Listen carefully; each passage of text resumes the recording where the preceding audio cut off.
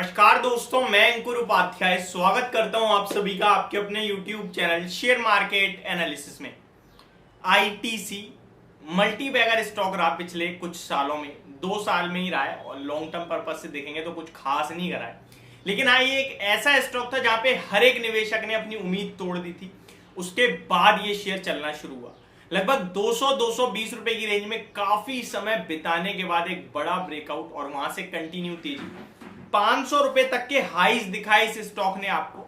और आज के सेशन में इस स्टॉक के लिए वो खबर आते हुए दिखी जिसका आप लोगों को बरसों से इंतजार था, जहां पे हर एक निवेशक, हर एक एनालिस्ट सिर्फ एक ही चीज कहता था, डीमर्जर।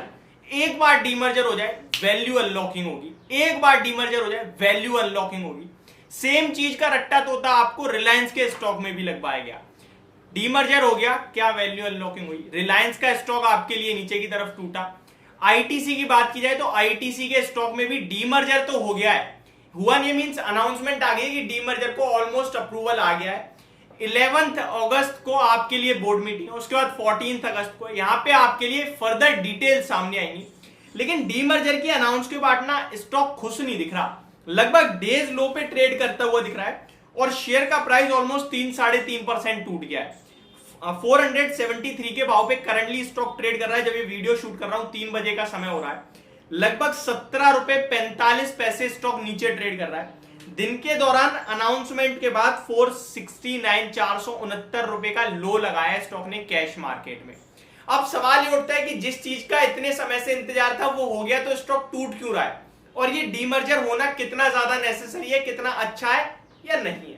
सारी डिटेल शॉर्ट में समझाने की कोशिश करता हूं। अगर आपने निवेश कर रखा है तो आपके लिए वीडियो इंपॉर्टेंट है और अपने हर एक उस फ्रेंड के साथ शेयर करना जिसने आईटीसी में निवेश कर रखा है या करने की सोच रहा है। देखिए, डीमर्जर एक्चुअल में है क्या?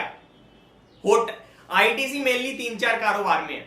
एफएमसीजी, इसमें सिगरेट कारोबार एक अलग ही लेवल का कहीं ना कहीं दावेदार रहता है, दिग्गज रहता है। आईटीसी में, एफएमसीजी में सिगरेट कारोबार एक अलग ही, एफएमसीजी में ही आ जाता है, लेकिन उसे एक अलग तरीके से देखते हैं लोग, क्योंकि सरकार की उस पर आंख गड़ी रहती है, कभी कुछ कभी कुछ, लेकिन लोग कहां छोड़ रहे हैं भैया पीना।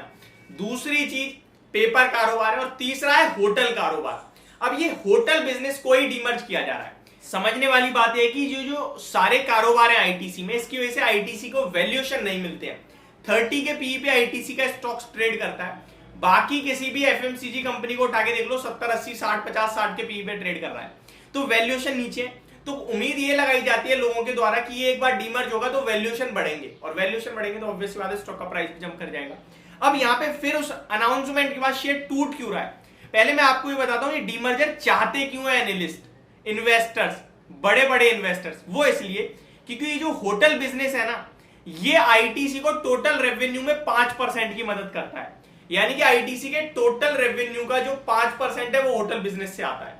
और जो लागत है, यानी कि आईटीसी जो अपने सारे कारोबार में बढ़ाने के लिए खर्चा करता है, वो होटल बिजनेस में 20% का खर्चा कर रहा है। एक एग्जांपल से समझते हैं। अगर आईटीसी ने 100 रुपए का रेवेन्यू कलेक्ट करा तो 5 रुपए कॉन्ट्रीब्यूशन था होटल बिजनेस का, बाकी 95 रुपीज अदर बिजनेस से आए हैं इनके। अब आईटीसी 100 रुपए खर्च कर रहा है अपने सारे बिजनेसों को बढ़ाने के लिए, तो उसमें से 20 रुपए ले जाएगा आपका होटल 20% और 80 रुपए बाकी लोग। यानी कि जहां से ज्यादा पैसा आ रहा है वहां पे उतना खर्चा तो हो नहीं रहा, लेकिन जहां से कम पैसा आ रहा है वहां खर्चा ज्यादा हो रहा था। इसलिए बड़े बड़े निवेशक चाहते थे डीमर्जर। अब ये डीमर्जर अनाउंस हो गया, फिर शेयर क्यों टूट रहा है? तो इसके 2 बड़े कारण हैं, समझिए ध्यान से।